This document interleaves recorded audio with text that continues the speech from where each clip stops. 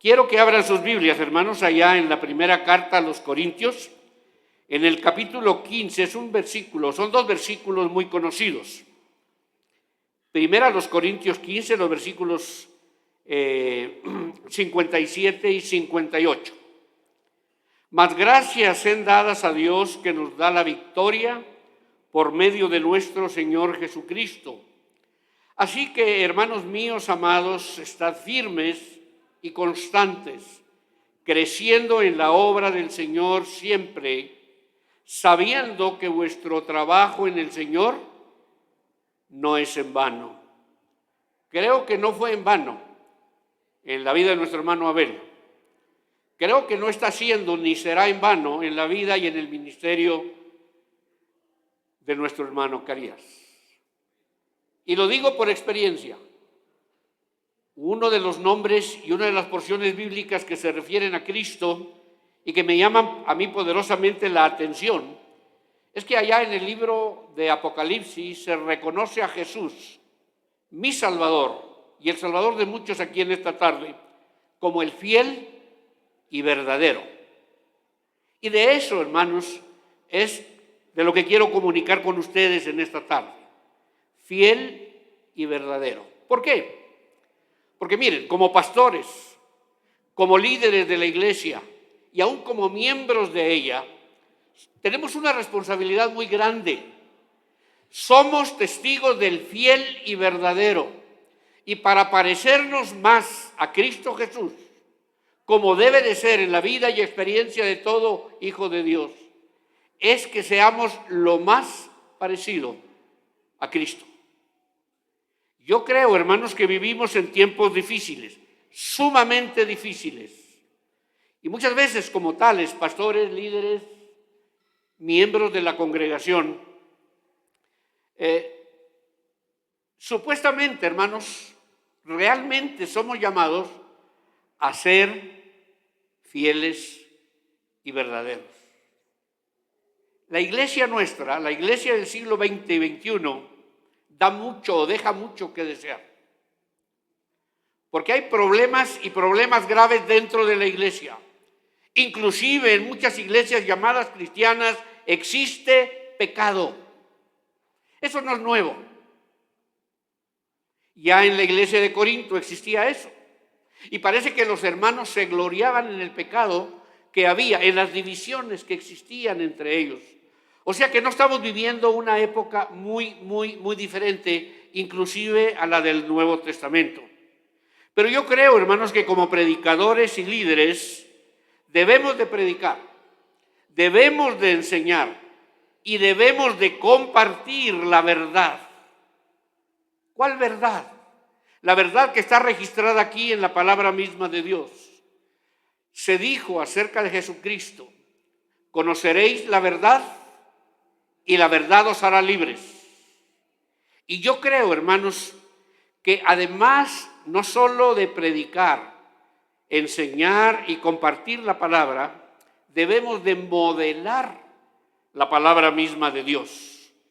Es realmente importante que nosotros detengamos nuestro andar cristiano, nuestro andar espiritual, miremos dentro de nosotros mismos, miremos dentro de la familia que Dios nos ha permitido formar y miremos en medio de nuestra iglesia cómo estamos caminando delante de nuestro Señor y Salvador. Todo santo, toda gloria. Y yo creo, hermanos, que es importante que recapacitemos y veamos, nos analicemos y saquemos como conclusión que Dios nos llama a ser santos. De la misma manera que yo soy santo, dice el Señor, sean ustedes santos en toda vuestra manera de vivir. Dios quiere que seamos santos no solo el domingo o los días que nos juntamos con los hermanos de la congregación. Dios quiere que seamos santos en todo tiempo, en todo momento. Es más, Dios quiere que además de motivadores, nosotros lleguemos a ser testigos fieles y verdaderos. Fiel y verdadero se dijo de Cristo Jesús. fiel y verdadero se dice de ti, se dice de mí. Yo creo, mi hermano, que es tiempo, como dije hace un momento, que detengamos nuestro andar diario y recapitulemos. ¿Estamos siendo un testimonio para el Señor o estamos siendo una vergüenza para la iglesia? Necesitamos conocer la verdad, enseñar la verdad, porque mientras más conozcamos la verdad, no solo, hermanos, oiremos la verdad, conoceremos la verdad, captamos y entendemos y aún experimentamos lo que es la altura, la longitud, la anchura de la santidad y de la belleza de nuestro Señor y Salvador Jesucristo. Porque muchos de nosotros conocemos a Cristo de nombre, pero no esa persona santa y buena, esa persona buena y milagrosa, gloriosa, que está allí, no solamente para llegar a salvar nuestras almas, para prepararnos para vivir la vida aquí y también para vivir la vida allá. Y yo creo que en ese momento en que nosotros conozcamos mejor a Cristo, quitaremos de nuestra vida y de nuestra experiencia diaria aquello que no corresponde a los que decimos llamarnos hijos de Dios. Jesús dijo: yo soy el camino, yo soy la verdad y yo soy la vida, y nadie, y estas palabras son muy importantes, son claves inclusive para tu experiencia final. Nadie viene al Padre si no es por mí. Tú no vas a llegar a la presencia de Dios y a la gloria de Él simple y sencillamente porque vienes a esta iglesia o porque te dices cristiano. Es por lo que tú hayas hecho de la persona de Cristo en tu andar continuo. Yo creo, hermanos, que Cristo ha puesto pastores y líderes dentro de nuestras congregaciones para que nos guíen al fiel y verdadero, para que nos enseñen cómo Él vivió, cómo Él habló, cómo Él ministró y cómo Él se entregó a sí mismo para que nosotros tuviéramos vida y vida en abundancia. Yo creo que es importante, hermanos. Me dio gusto ver el amor que tienen por su pastor. Me dio gusto verlos ofrecerles sus dones, sus regalos. Pero yo creo que lo que el hermano agradecerá más que nada son las oraciones que ustedes le brinden en su vida diaria. Porque él, como líder espiritual de esta congregación, así como los demás líderes de esta iglesia, están constantemente sometidos bajo la vista, bajo la continua supervisión del enemigo de Dios y enemigo de nuestras almas. Entonces yo creo que elevando a nuestro hermano de una manera muy particular, nosotros estaremos cumpliendo con lo que se nos pide, de que seamos fieles y verdaderos, pareciéndonos más cada vez a aquel que nos salvó y que nos llamó por su gloria y excelencia. La otra porción bíblica, hermanos, y esta es la más importante, es en Segunda de Pedro capítulo 1, los versículos del 1 al 8. Simón Pedro, siervo y apóstol de Jesucristo, a los que habéis alcanzado por la justicia de nuestro Dios y Salvador Jesucristo, una fe igualmente preciosa que la nuestra. Gracia y paz os sean multiplicadas en el conocimiento de Dios y de nuestro Señor Jesús. Como todas las cosas, escuchen, como todas las cosas que pertenecen a la vida y a la piedad, nos han sido dadas. Todas las cosas que pertenecen a la vida y a la piedad ya nos fueron dadas por su divino poder, mediante el conocimiento de aquel que nos llamó por su gloria y excelencia, por medio de las cuales nos ha dado preciosas y grandísimas promesas, para que por ellas llegases a ser participantes de la naturaleza divina, habiendo huido de la corrupción que hay en el mundo a causa de la concupiscencia.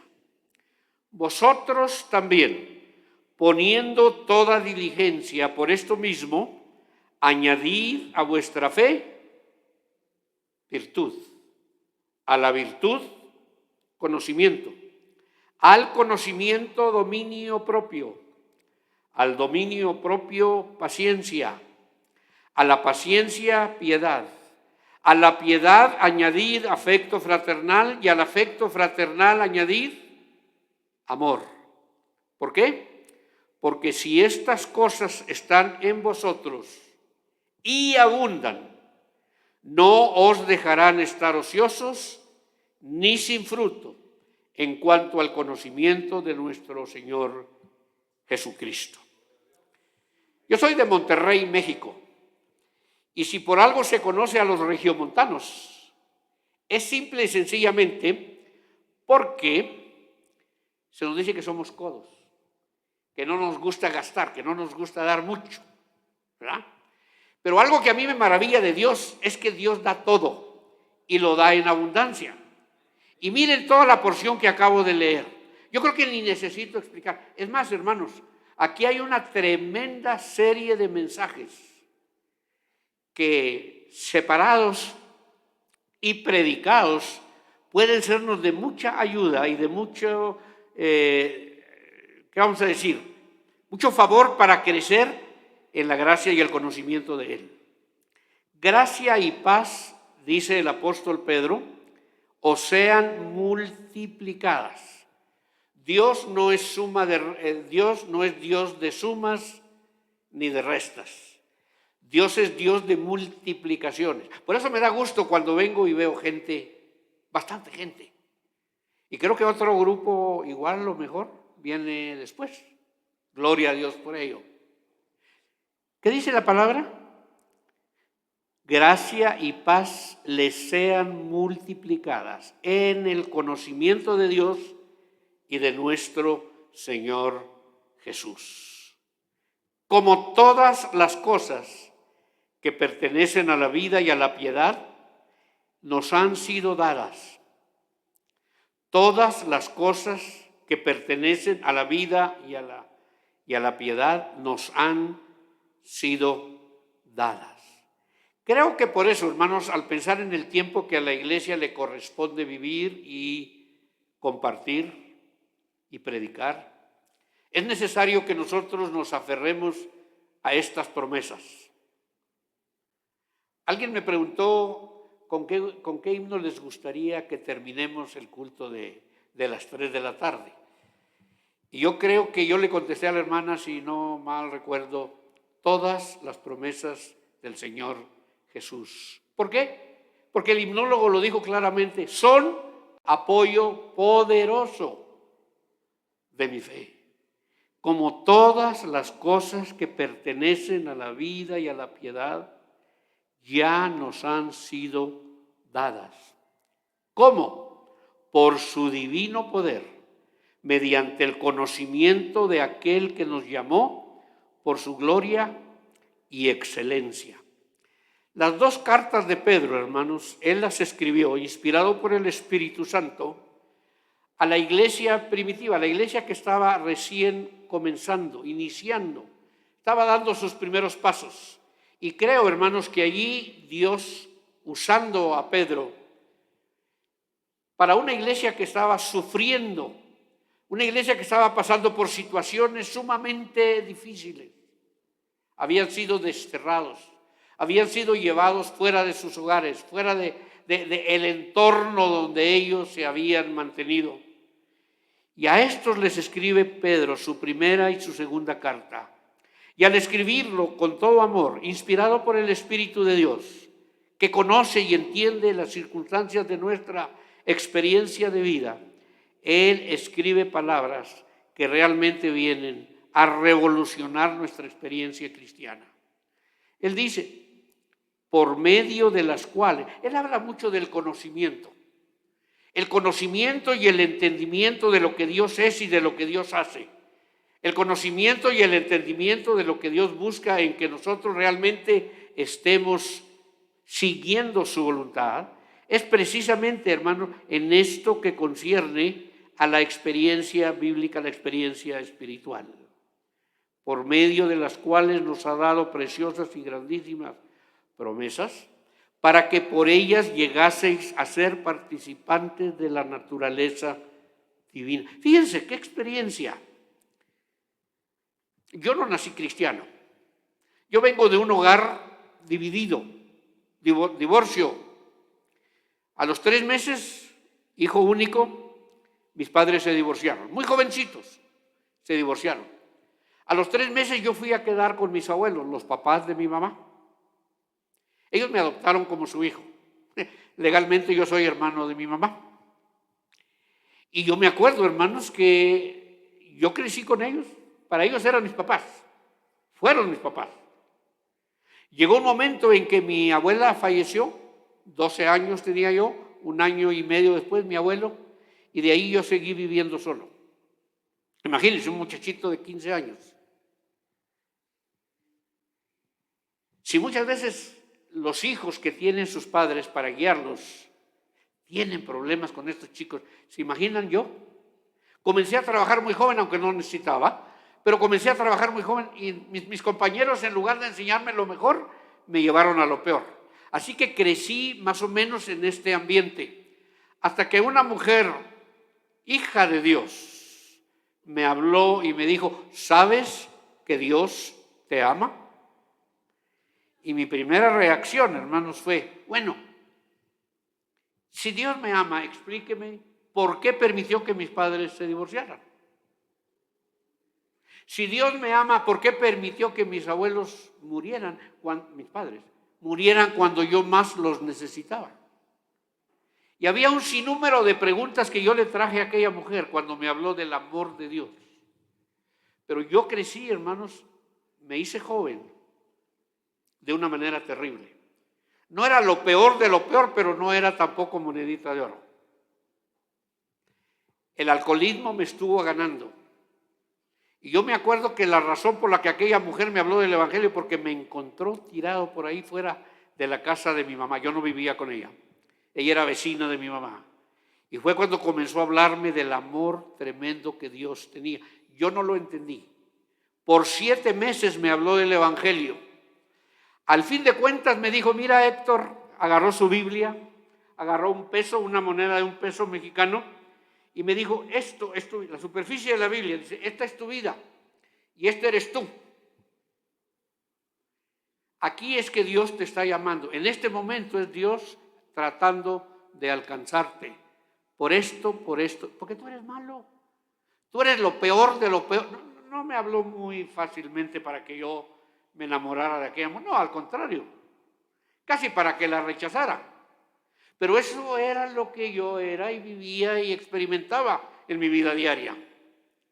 Imagínense a ese individuo tan joven viviendo en medio del alcoholismo, y ahora Dios me está diciendo a mí y asegurándome que Él no solamente me ha dado grandes y preciosas promesas para que por ellas yo llegue a ser participante, casi coigual en la naturaleza divina, con Cristo y con Dios Padre. Pero eso es lo que Dios hace.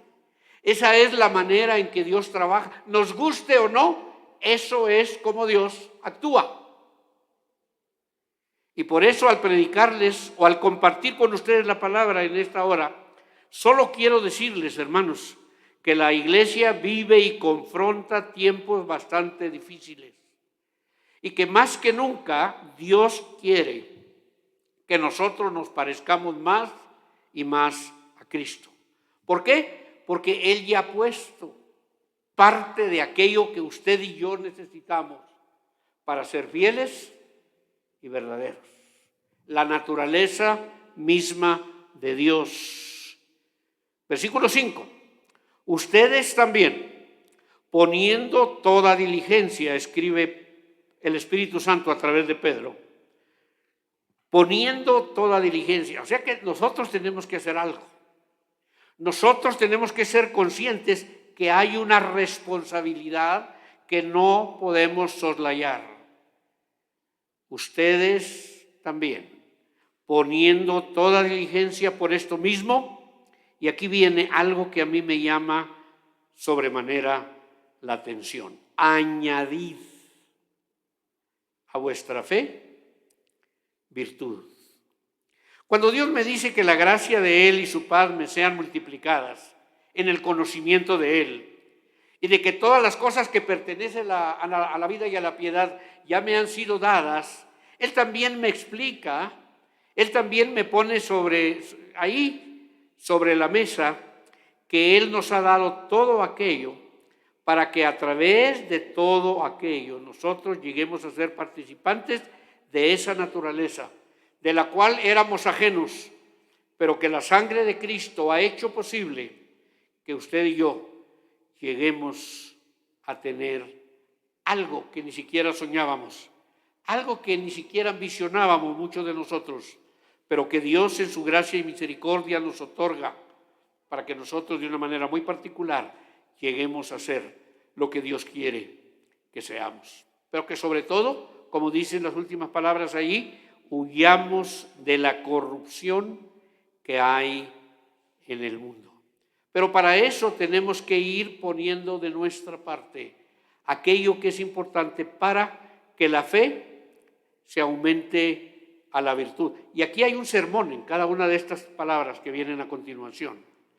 Añadid a vuestra fe virtud, a la virtud conocimiento, al conocimiento dominio propio, al dominio propio paciencia, a la paciencia piedad, a la piedad afecto fraternal, al afecto fraternal amor. Y fíjense que 5 de estos elementos que se mencionan aquí, o 6, tienen que ver con lo íntimo, con lo interior, con lo que está acá adentro. Los últimos 2 tienen que ver con aquellos que nos rodean, que tiene que ver con el amor fraternal, el afecto fraternal y el amor. Y dice el versículo 8, porque si estas cosas, todo lo que fue mencionado antes, porque si estas cosas están en ustedes y abundan, no nos dejarán estar ociosos ni sin frutos en cuanto al conocimiento de nuestro Señor Jesucristo. Yo creo, mis hermanos, que aquí una palabra que sobresale es aquella que tiene que ver con el conocimiento. El conocimiento es muy importante a la luz de la palabra. Pero este conocimiento tiene que ver con la persona de Dios, tiene que ver con la obra de Dios, tiene que ver con la voluntad de Dios y tiene que ver con lo que usted y yo tenemos que ser y hacer mientras estamos aquí en este mundo. Si usted va a venir a esta iglesia, Dios lo quiere traer. Dios no quiere que usted venga atraído por el hermano o los hermanos que aquí asisten, el pastor de esta congregación. Él quiere que usted sea atraído por Cristo y nadie más. Y en la medida que usted llegue, en esa misma medida usted será utilizado para la gloria de Él. Menciono que hay muchos problemas en la iglesia. Y claro, ustedes no son los culpables porque ustedes no los han iniciado, ni yo tampoco. Pero ese es el trabajo del enemigo de Dios y el enemigo de nuestras almas. ¿A quién vamos a ser obedientes? ¿Hacia dónde vamos a enviar nuestras señales para adquirir el conocimiento que nosotros necesitamos aquí y ahora? Hacia Dios. Porque en la medida que Dios llene a la máxima capacidad a ti y a mí, esposo y esposa, habrá mejores hijos. Habrá una mejor sociedad. En la medida que usted como familias enriquezcan esta congregación, habrá un crecimiento numérico, pero espiritual también. Y Dios depende de usted y de mí para que la obra siga adelante. Yo creo